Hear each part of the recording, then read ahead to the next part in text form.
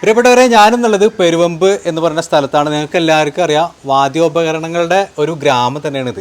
മൃദംഗത്തിന് വേണ്ടിയിട്ട് first step തോലിങ്ങനെ ഉണക്കിയെടുക്കുക എന്നുള്ളതാണ് അല്ലേ? പച്ചത്തോല് കൊണ്ടുവന്ന് ആണിയിട്ട് വലിച്ച് വിരിച്ച് തറയ്ക്കണം. BBA കഴിഞ്ഞ് MA മൃദംഗം എടുത്തതായിരുന്നു ചെറുതുരുത്തി കേരള കലാമണ്ഡലത്തിൽ നിന്ന് MA മൃദംഗം കഴിഞ്ഞതാണ്. ഞാൻ ചെറുപ്പം മുതൽ 5ാം ക്ലാസ് മുതൽ മൃദംഗം പഠിക്കുന്നതായിരുന്നു. അച്ഛന് വായിക്കാൻ അറിയില്ല, അപ്പോൾ അച്ഛന് ഒരാഗ്രഹം മൃദംഗം പഠിക്കണം. അപ്പോൾ ആ ഒരു രീതിയിൽ ഞാൻ 5ാം ക്ലാസ് മുതൽ സ്റ്റാർട്ട് ചെയ്തിട്ടുണ്ടായിരുന്നു. ഞാൻ BBA എടുത്തിരുന്നു. യൂഷ്വലി അത് സൈഡായിരുന്നു. പിന്നീട് ഇതിൽ കുറച്ചും കൂടി അറിയണം, അതേക്കുറിച്ച് കൂടുതൽ അറിയണം എന്ന് പറഞ്ഞിട്ട് MA മൃദംഗം എടുത്തിരുന്നു. ഈ ചെയ്യുന്ന വർക്കിൻ്റെ ബാക്ക്ഗ്രൗണ്ട് ആരും ശ്രദ്ധിക്കാറില്ല. മൃദംഗം നന്നായില്ലെങ്കിൽ നന്നായിട്ടില്ല, ഇത് ശരിയായില്ല എന്ന് മാത്രമേ പറയുന്നുള്ളൂ. അതിലെടുക്കുന്ന എഫേർട്ട് ആരും കാണുന്നില്ല. എത്ര മണിക്കൂറുകൾ, എത്ര ഹാർഡ് വർക്ക് ചെയ്തിട്ടാണ് നമ്മളിത് കൊണ്ടുപോകണമെന്ന് നമുക്കറിയില്ല.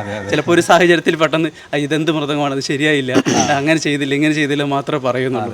കൃത്യമായിട്ട് നമുക്ക് അതിൻ്റെ ബാക്ക്ഗ്രൗണ്ടിൽ ഈ ഒരു ചെറിയ ഈ ഫസ്റ്റ് സ്റ്റാർട്ടിങ് ഈ ഒരു വർക്ക് മുതൽ നമ്മൾ ഈ തോല് ഉണക്കുന്നത് മുതൽ ഈ തോല് കൊണ്ടുവന്ന് ഓരോന്ന് ചെയ്തിട്ടുള്ള ഏത് വർക്കും ബാക്ക്ഗ്രൗണ്ടിൽ നിന്ന് ആരും ഇത് ചിന്തിക്കുന്നില്ല.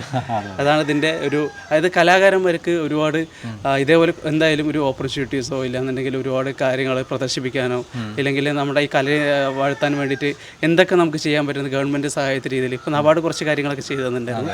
അതുപോലെ ഒരുപാട് പേർക്ക് ഇത് ചെയ്യാനും സഹായിക്കാനും ഈ ഒരു കല നിൽക്കാതിരിക്കണമെങ്കിൽ നല്ല രീതിയിലുള്ള സഹകരണം അടിത്തറയിൽ ഇറങ്ങി ചെയ്ത് കാണണം. നമുക്ക് ഒരു സാധനം പ്രൊഡക്റ്റായി വന്നിട്ടുള്ളത് മാത്രമേ കാണുന്നുള്ളൂ. ആ പ്രൊഡക്റ്റിൻ്റെ ബാക്കിലേക്ക് എത്രത്തോളം വർക്കേഴ്സ് അവിടെ വർക്ക് ചെയ്യുന്നുണ്ട്, അവരെത്രത്തോളം സ്ട്രഗിൾ ചെയ്യുന്നുണ്ട്, ആ കാര്യങ്ങളൊന്നും നമുക്ക് ശരിക്കും നമ്മുടെ ഈ സോഷ്യൽ മീഡിയയിലൊക്കെ വന്നതുകൊണ്ടാണ് കൂടുതൽ ആളുകളും ഇതിന് പിന്നിൽ അറിയാൻ തുടങ്ങിയത്. അതല്ലെങ്കിൽ നമുക്ക് മൃദംഗം എന്നുള്ള ഒരു പ്രൊഡക്റ്റിനെ മാത്രമേ നമുക്ക് അറിയുള്ളൂ. ഗ്രാമത്തിന്റെ പേര് ഇങ്ങനെ വരാൻ എന്താ കാരണം? അതായത് വാദ്യോപകരണങ്ങളുടെ നാട് എന്നാണ് പെരുവമ്പ് അറിയപ്പെടുന്നത് തന്നെ. എന്തുകൊണ്ടായിരിക്കും അങ്ങനെ പറയാൻ കാര്യം? ഇവിടെ ഈ തൊഴിൽ ചെയ്യുന്ന ആൾക്കാർ ഒരുപാടുണ്ട്. ഒരുപാട് ഞങ്ങളുടെ ഫാമിലി തന്നെ വലിയ ജനറേഷന്മാരുടെ മക്കളും പാരമ്പര്യമായിട്ടും ഒരുപാട് ഇവിടെ തന്നെയാണ് വെളിനാട്ടിലൊക്കെ പോയിട്ട് ചെയ്യുന്നത്. ഇപ്പോൾ എറണാകുളമാണെങ്കിലും കോയമ്പത്തൂരാണെങ്കിലും കൊച്ചിയിലാണെങ്കിലും ബാംഗ്ലൂരാണെങ്കിലും ഒക്കെ ഇവിടെ നിന്ന് പോയ ആൾക്കാർ തന്നെയാണ്. നോക്കിയാൽ കാണാം കേട്ടോ, നമ്മുടെ ഇതൊരു പശുവിന്റെ തോലാണ് കേട്ടോ. പശുവിന്റെ പുറം ഭാഗത്ത് നിന്ന് നമുക്ക് രോമമുള്ള ഭാഗമാണ് ഈ കാണുന്നത്. ഇതിന്റെ രോമൊന്നും ഇപ്പൊ അങ്ങനെ തന്നെ അല്ലേ കളഞ്ഞിട്ടില്ല? അതെ കളഞ്ഞിട്ടില്ല. ഇത് നമ്മൾ വർക്ക് ചെയ്യുമ്പോൾ ഇതെല്ലാം കളയുള്ളൂ അല്ലേ? നമ്മൾ ഓരോ ആകൃതിയിൽ വെട്ടിയെടുത്ത് പിന്നീട് വർക്ക് ചെയ്യുമ്പോഴാണ് ഇത് കളയാ അല്ലേ? ഇത് ഉണങ്ങിക്കഴിഞ്ഞ സ്മെല്ല് കാര്യങ്ങളൊന്നും ഉണ്ടാവില്ല അല്ലേ? അത് അതിന് നമുക്ക് വരുന്ന സമയത്ത് അത്ര സ്മെല്ലൊന്നും ഉണ്ടാവില്ല. പച്ചയിലും സ്മെല്ല് ഉണ്ടാവില്ല. ഉണങ്ങാതിരിക്കില്ലേ, മഴ സമയത്തൊന്നും പറ്റില്ല. മഴ ഉണങ്ങാതിരുന്ന് കഴിഞ്ഞാൽ പ്രശ്നമാണ്, സ്മെല്ലുണ്ടാവും. അത് കാരണം മഴയത്തൊന്നും വർക്ക് ഉണ്ടാവില്ല, ഈ ചൂട് സമയത്തേ ഉണ്ടാവുള്ളൂ. അപ്പോഴേക്കുള്ളത് നമ്മളിപ്പോ തന്നെ ഉണക്കി സ്റ്റോക്ക് ചെയ്ത് വെക്കണം. മഴക്കാലത്ത് പൊതുവെ ഈ ഒരു വർക്കില് നമുക്ക് എവിടെ ഉണ്ടാവില്ല, പണി ഉണ്ടാവില്ല. പണിയായാലും ശരി, പണിക്കാർക്ക് പരിപാടി ഇല്ലല്ലോ. പരിപാടി ഉണ്ടെങ്കിൽ നമ്മുടെ ഈ മൃദം വാദ്യമാകാൻ ഒരു സീസൺ പോലെ തന്നെയാണ്. ഈ മഴക്കാലത്ത് നമുക്ക് ഒരു രീതിയിലും പണി ചെയ്യാൻ പറ്റില്ല. ഒന്ന് അടിച്ച് വൃത്തിയാക്കിയ ഇത് 2 ദിവസമായിട്ടുള്ളതാണ് അല്ലേ? ഇത് ഇന്നലത്തെയാണ്. ഇനി ഒരു ദിവസം കൂടി ഇടുവോ? അല്ല, ഇന്നത്തോടെ കഴിഞ്ഞില്ലേ? അത് ഉണങ്ങിയിട്ടുണ്ടല്ലേ? അത് ശരി. വെയിലുള്ളതുകൊണ്ടാണ്, മഴയൊന്നും പെയ്യാത്തതുകൊണ്ടാണ് നമുക്ക് പെട്ടെന്ന് റെഡി. ഇത് 3 ഇന്നത്തെയാണ്. ഇപ്പൊ ഇങ്ങനെയല്ലേ ആയിട്ടുള്ളൂ. അതെ, ഞാൻ നാളത്തെയും കൂടി ആയാലേ അതുപോലെയാവും. അതൊക്കെ ഇന്നലത്തെയാണ്. ഈ 3 ഇന്നലത്തെ. അപ്പൊ ആയത് നമ്മളിങ്ങനെ ചുരുട്ടി വെക്കാൻ വേണ്ടി പോവാണ്. അതെ, നമുക്ക് പായ ചുരുട്ടി വെക്കില്ലേ, അതുപോലെ. അത്രേ ഉള്ളൂ. നല്ല കട്ടിയായിട്ടുണ്ടല്ലേ? എങ്ങനെയാണ് നമ്മുടെ ഈ തോല് കെട്ടിവെക്കുക കേട്ടോ. ഇനിയിപ്പോ ഇത് നമുക്ക് വേണമെങ്കിൽ അടുത്ത സീസൺ വരെ ഉപയോഗിക്കാൻ പറ്റുമോ? പറ്റും. അങ്ങനെ കുഴപ്പമൊന്നുമില്ലല്ലേ?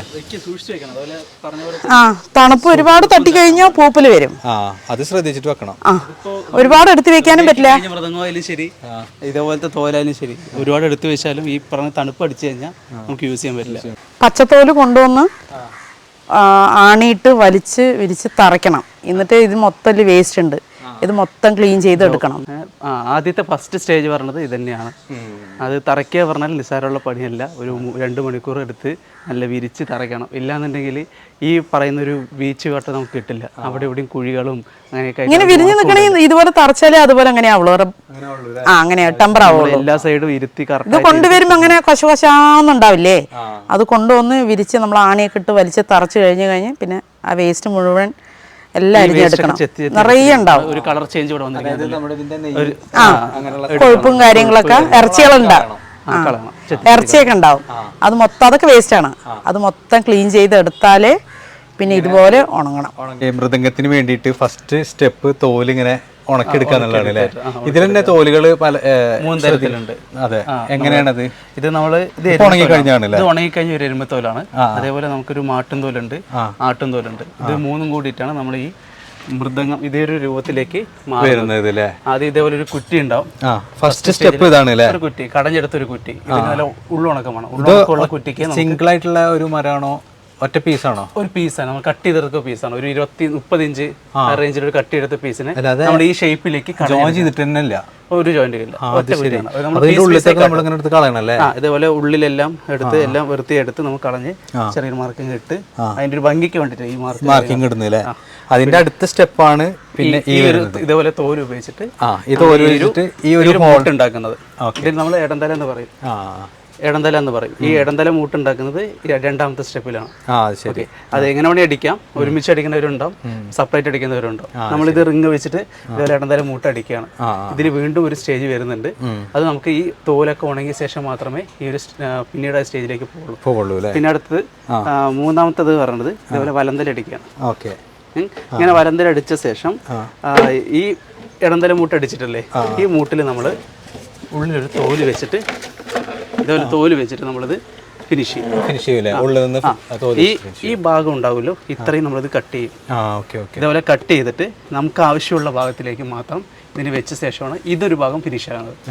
പിന്നെ ഇത് നമ്മൾ മുദ്ര കെട്ടി ഉണക്കിയ ശേഷമാണ്. ഇത് മുദ്രയൊക്കെ ഉണ്ട്, അതേപോലെ മുദ്ര കാര്യങ്ങളൊക്കെ ഉണ്ടാവും. ഈ മുദ്ര ഉണക്കിയ ശേഷം ഇത് നമ്മൾ കോർത്തിട്ട് ഇതേ രീതിയിലേക്ക് നമ്മൾ ഇരുത്തും. ഈ മുദ്ര പൊങ്ങിയിട്ടിരിക്കുന്നത് ഈ മുദ്രയിൽ ഗ്യാപ്പ് ഉണ്ട്, എന്തെങ്കിലും ഇതേപോലെ ഇതുണ്ടോ, തുള കാര്യങ്ങളൊന്നും ഇല്ലല്ലോ. ഇത് നമ്മൾ ഇതേപോലെ വാറിരുത്തി ഇതേപോലെ ഇരുത്തണം. മൂട്ട് എല്ലാവിടെയും ഒരേ രീതിയിൽ ഇരുത്തണം. ഈ ഒരു സമത്തില് ഇതിന്റെ ഈ മുദ്ര പൊങ്ങി കിടക്കുന്നത് ഇത് നമുക്ക് ഇതിലേക്ക് വായിക്കാൻ പറ്റില്ല. ഈ പൊങ്ങി കിടന്ന സാധനത്തേക്ക് ഇതേപോലെ 16 കോർവിയിലേക്ക് ഇത് മുദ്ര ഇരുത്തി സമത്തിലേക്ക് ഇരുത്തണം. ഇതാണ് 3ാമത്തെ സ്റ്റേജ്. ഈ സ്റ്റേജ് കഴിഞ്ഞ് വെച്ചാൽ ഇത് നമ്മൾ നമുക്ക് ആവശ്യമുള്ള രീതിയിലേക്ക് ഇത് വെട്ടും. വെട്ടിയ ശേഷം നമ്മൾ ഇതേപോലെ ചോറിടും. അടുത്ത ലാസ്റ്റ് ഫൈനൽ സ്റ്റേജിലാണ് ഇതേപോലെ ചോറിടുന്നത്. ഒരു കറുത്ത ചോറിടുന്നത്. ഈ ചോറിട്ട് ഇതിനുള്ളിൽ പുല്ലാ വെച്ചിരിക്കുന്നത്. ഈ പുല്ല് ഉള്ളിൽ പുല്ലുണ്ട്, അതിനാണ് ഈ നാദം. ഈ ഒരു നാദം അതിലാണ് ഫിനിഷ് ചെയ്യുന്നത്. ഇവിടെ വരുമ്പോ സൗണ്ട് നമുക്ക് ഒന്നും ഉണ്ടാവുള്ളൂ. ചെണ്ടനെ പോലെ ചെണ്ടന്റെ ഒരു സൗണ്ട് പോലെയാണ്. ഒരു സൗണ്ട് കാര്യങ്ങളൊന്നും ഇല്ല. അതായത് ഇതിൽ നാദങ്ങളുടെ വെറൈറ്റീസ് വരുന്നത്, അതായത് ഒരുപാട് തരം സൗണ്ട് വരുന്നത്. ഇപ്പൊ നമ്മള് ഇതൊരു സൗണ്ടാണ്, ഇതൊരു സൗണ്ടാണ്, ഇതൊരു സൗണ്ടാണ്. ഇപ്പോൾ ഓരോന്ന് വായിക്കുന്നതനുസരിച്ച് അതിന് ടൂണ് അത് നമുക്കത് മാറ്റിയെടുക്കാൻ സാധിക്കുന്നതാണ്. ഈ ഓരോരോ ട്യൂണിൽ വരുന്ന വ്യത്യാസം, അരച്ചാപ്പ്, മുഴിച്ചാപ്പ്, ദിംകാരം, ഇങ്ങനെ വരുന്ന സൗണ്ട് ഒരുപാട് പഠിക്കാനുണ്ട്. അങ്ങനെ കുറേ സൗണ്ട്സ് ഒക്കെ നമുക്ക് ഇതിലേക്ക് വരുമ്പോഴാണ് അതിന്റെ ഒരു മുഴുവനായിട്ടുള്ളൊരു ഫിനിഷിംഗ് സ്റ്റേജിലേക്ക് എത്തുന്നത്. അതേപോലെ നമ്മൾ ഇതിലേക്ക് അടിച്ച ശേഷം ഈ ഒരു തൊപ്പി കണ്ടില്ലേ, ഇത് വെട്ടിയിട്ടില്ല.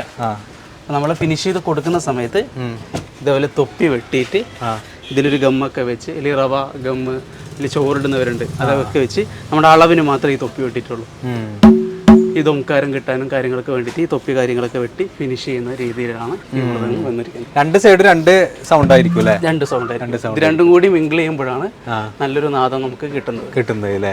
അപ്പൊ നമ്മൾ കാണുന്ന പോലെയല്ല, ഒരുപാട് റിസ്കുകളുണ്ട് കേട്ടോ. ഇപ്പൊ നമ്മുടെ തോല് വന്നു കഴിഞ്ഞ് അതിന്റെ പിന്നെ അതിന്റെ മുകളിൽ നമ്മൾ തോലിന്റെ ആ ഈ രോമങ്ങളൊക്കെ കളഞ്ഞ് ഇതിലേക്ക് നമുക്ക് രോമങ്ങൾ ഒന്നും ഉണ്ടാവില്ല. വരുമ്പോ ഈ രോമങ്ങളും കാര്യങ്ങളും എല്ലാം ഓടിച്ചാണ് വരുന്നത്.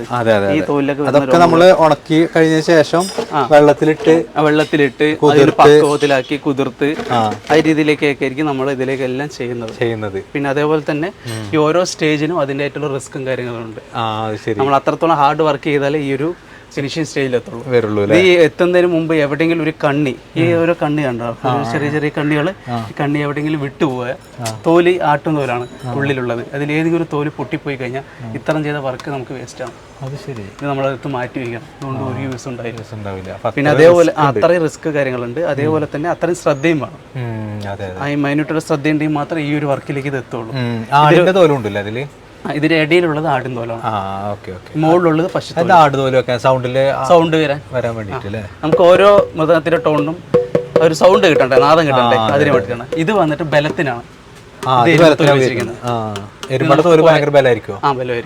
സ്കിന്ന് നല്ല ബലമായിരിക്കും. ഇത് പശുവിന്റെ തോലാണ്. അപ്പൊ മീറ്റിന് ഈ ഒരു നാദം കിട്ടും. ഫിനിഷ് ചെയ്ത് കഴിയുമ്പോൾ ഒരു നാദം കിട്ടും. പക്ഷേ ചോറിടുമ്പോൾ ഈ ഒരു സൗണ്ട് വരണമെന്നുണ്ടെങ്കിൽ ഇതൊരു ആട്ടും തോല് ഇവിടെ ഇട്ടിരിക്കണം. ഇതിന്റെ അടിയിലൊരു തോലുണ്ട്, നമുക്കത് കാണില്ല. അതിന്റെ അടിയിലൊരു തോലുണ്ട്, അതൊരു സപ്പോർട്ടിങ് തോലാണ്. ഈ ഒരു 2 തോലും കൂടി കറക്റ്റ് കണക്ട് ചെയ്തിരിക്കാൻ വേണ്ടി കുട്ടിക്ക് സപ്പോർട്ട് വെക്കുന്നതാണ്. അങ്ങനെ ഒരു 3 തോലടങ്ങിയാണ് ഇവിടെ വരുന്നത്. ഇവിടെയും നമുക്ക് എരുമത്തോല് വെക്കുന്നുണ്ട്. ഈ സെന്ററിലുള്ള തോലില്ലേ, അത് ആട്ടും തോലാണ്. അതാണ് ഇവിടെ വരുന്നത്, ഇതിലേക്ക് വെച്ചിരിക്കുന്നത്. ഇത് ആട്ടും തോലാണ്. ഫീമെയിൽ വോയിസ് ആണല്ലേ? 5 സുതി.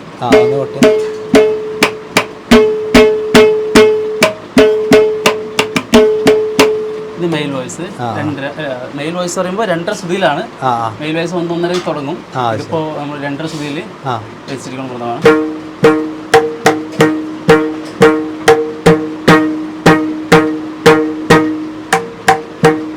അങ്ങനെ വ്യത്യാസങ്ങളുണ്ടല്ലേ? ശരി.